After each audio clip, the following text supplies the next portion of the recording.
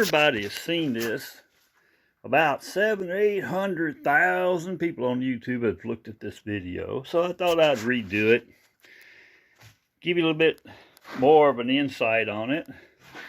The rails on it, changed those out. Now I have these are some homemade rails with stops, channels.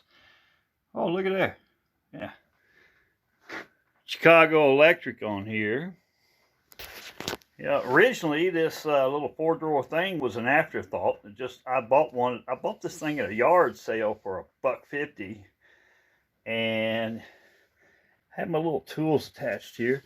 This is an old tile cutter, and I ground it out so that now you can pull staples out with it.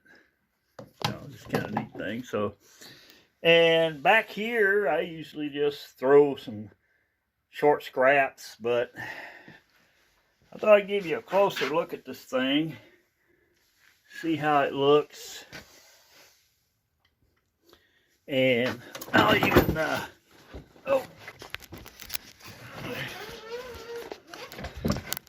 it's getting a little bit heavy, and actually, so now you can see how this thing all goes together.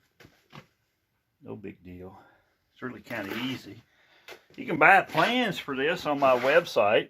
So, and it's not hard to make. The only thing about it is when you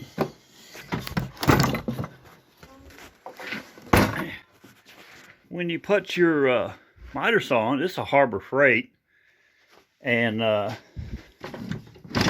this one is a Chicago Electric, but right here, depending on which miter saw you got, you might have to cut a little bit of that out so got more room to swing it.